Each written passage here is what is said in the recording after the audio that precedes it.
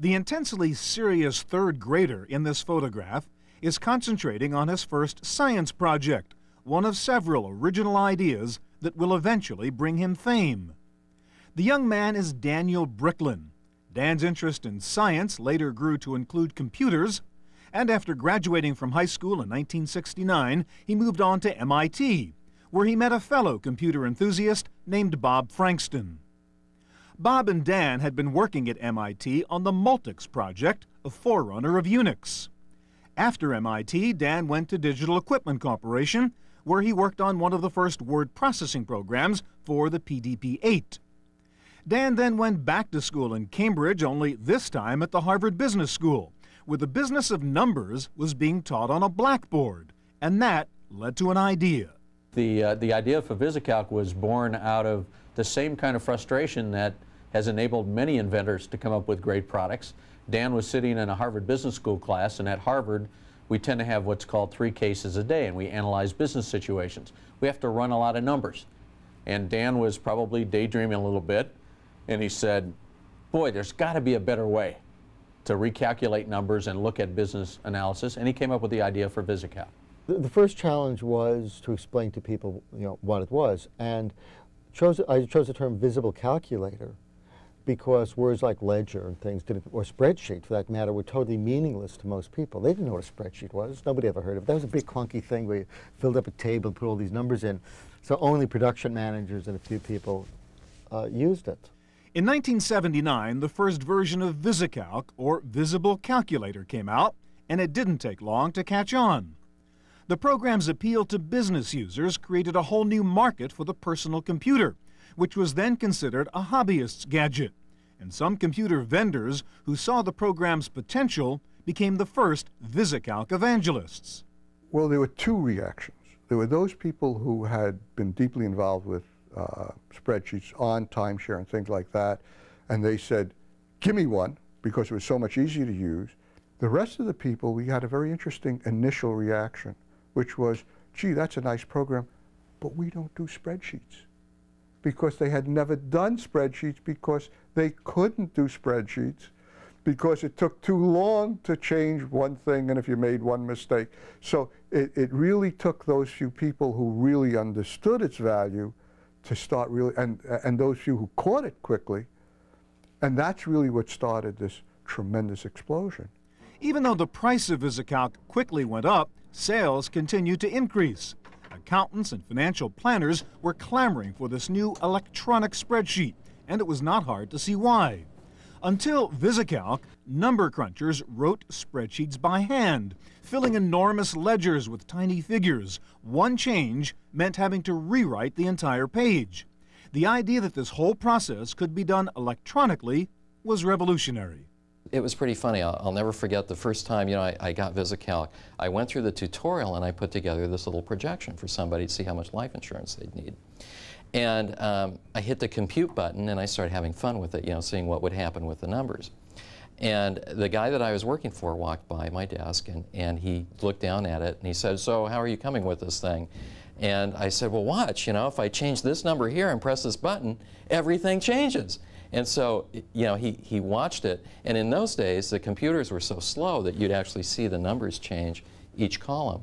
And he looked at it and he said, that's beautiful. But a good-sized corporate client in Westchester was a company called IBM. And of course, we couldn't sell IBM a computer because their computers would throw this out and the people in accounting would go bonkers. So we were selling Apple, spreadsheet calculators. That's what the invoice said. But they were a good customer. But VisiCalc was more than just the answer to an accountant's prayers. It changed the whole perception of what you could do with a personal computer with the right software. VisiCalc's effect was especially important for the leading personal computer at that time, the Apple II. It wasn't that people cared one way or another about an Apple II versus, there were no PCs at the time, but versus a Tandy TRS-80 or whatever other computers were out there. It was that VisiCalc ran on the Apple II, and as a result, it was really the program that made Apple. I think you'd have a hard time getting Steve Jobs to admit that, but even today. But but it was clearly true that people were buying the computer to get their hands on that piece of software. And the PC industry basically didn't really exist. There were games for a few people who would buy these machines like the Apple, and there were some others, a whole set of others. But it was not viewed as a serious business machine. So the fact that people would then start buying them and sneaking them into their offices was actually amazing. One industry observer called VisiCalc the tail that wagged the Apple dog. But this first killer application soon spread to other platforms and helped to sell Ataris and IBM PCs. Today, an IBM computer has reached a person. VisiCalc eventually faded away and the rights were sold to a young startup company called Lotus. Dan Bricklin went on to other pursuits and innovations and started a new company called Software Garden, where he created Dan Bricklin's demo program. In the early 1990s, Dan also worked on a pen-based spreadsheet at the Slate Corporation. More recently, Dan's fertile mind has been at work again, developing a new model for the oldest form of document, text written on pages. Dan's latest product is called Trellix, and he approaches this software with the same revolutionary zeal he applied to VisiCalc. Reading a linear document on screen is like going back to the days of scrolls. Hear ye, wherefore the king. You can't look at a 40-page scrolling document and quickly answer the question, what's new here, without printing it out. It's like trying to find 3 favorite songs on a reel-to-reel tape. Trellix is a document builder that lets writers create text documents the way they might create a website. There are links on every page so that if readers have questions about a particular phrase or sentence, they just click on a word and go immediately to other related parts of the document. Dan has this unfortunate history of having invented the piece of software that characterized an entire industry.